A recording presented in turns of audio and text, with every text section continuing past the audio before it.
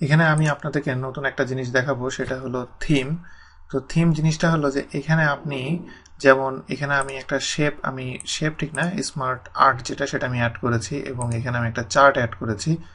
তো এখানে এই যে জিনিসগুলো অ্যাড করলাম সবগুলো এক একগুলোর জিনিসে এক এক রকম কালার আছে। এই কালারগুলো আমি কিভাবে ম্যাচ করব, কারণ আমি এক একবার যখন একটা অ্যাড করছি কালারগুলো চেঞ্জ হচ্ছে, কারণ আমি এটা যখন অ্যাড করলাম তখন এটার ভিতরে এক ধরনের কালার, এটার ভিতরে এক ধরনের কালার, আমি যখন এটা অ্যাড করছি তখন এটার ভিতরে আরেক ধরনের কালার।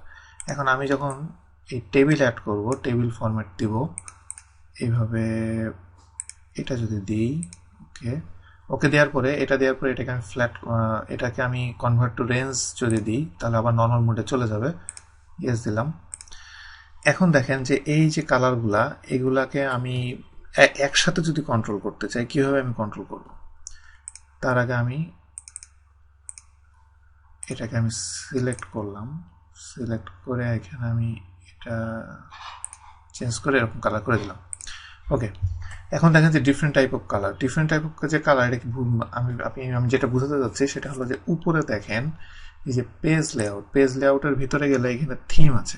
এই থিমের ড্রপ ডাউনে আমি গেলে আমি যখন হোভার করব তখন দেখেন কি হয়, এগুলো হলো সব বিল্ট ইন থিম। এখন অফিসটা আছে, এরপর আমি যখন চেঞ্জ করছি দেখেন সবগুলো একসাথে, থিমের সব কালারগুলো একসাথে কিন্তু চেঞ্জ হচ্ছে। এটার মেন সুবিধাটা হলো যে সবগুলোর কালার একসাথে যখন চেঞ্জ হয় তখন আপনি যে সেটে আপনি কাজ করবেন সেই সেটের উপরে বেস করে কালারগুলা নিবে। আমি যদি এটা সিলেক্ট করি, ফ্লো, এটা সিলেক্ট করলে দেখেন যে এটার এই কালারের সাথে এই কালারের কাছাকাছি মিল আছে, এগুলোর সাথে এগুলোর মিল আছে। তো এটা যেটা হবে যে আপনার ডকুমেন্টটা দেখতে অনেক সুন্দর হয়, এই জন্য থিমটা ইউজ করা অনেক ইম্পর্ট্যান্ট।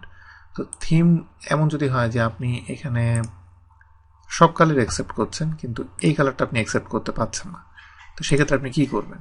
সেক্ষেত্রে আপনাকে যেটা করতে হবে সেটা আপনাকে থিমটাকে মডিফাই করতে হবে। যেমন থিম কালারের ভিতরে গেলে এখানে দেখেন যে আমি কিন্তু এখানে ফ্লোর ভিতরে আছি এবং ফ্লোর ভিতরে আমি যেই কালারটা পছন্দ করছি না সেটা হলো এই কালারটা। তো এইভাবে আপনি যদি আপনি আপনার নিজের যদি নিজের থিম ক্রিয়েট করেন সেক্ষেত্রে আপনি আপনার নিজের ইচ্ছে মতো কালার দিতে পারবেন। আর এখানে যে কালারগুলো আছে এখানে অনেকগুলো বিল্ট ইন অপশন আছে, যে এখানে দেখেন যে এখানে প্রিভিউ তো অটোমেটিক চেঞ্জ হবে।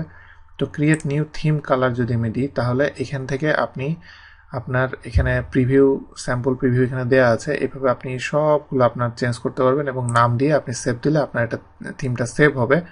তো আমি এখানে যদি এটা সেভ দিই, সেভ দেওয়ার পরে এখানে দেখেন যে এই যে কাস্টম ওয়ানে এখানে আমি এটা দেখতে পাচ্ছি যে আমি যেটা এখানে সেভ করেছি সেটা এখানে চলে এসেছে। তো এভাবে আপনি কালার, ফন্ট এবং ইফেক্ট তিনটাই আপনি এভাবে আপনি কন্ট্রোল করতে পারবেন। এবং এখানে যেই ফন্টও একই কথা, যে আপনি কোন দুইটা ফন্ট আপনি মেনলি আপনি ইউজ করতে যাচ্ছেন সেই দুটো ফন্ট দিবেন।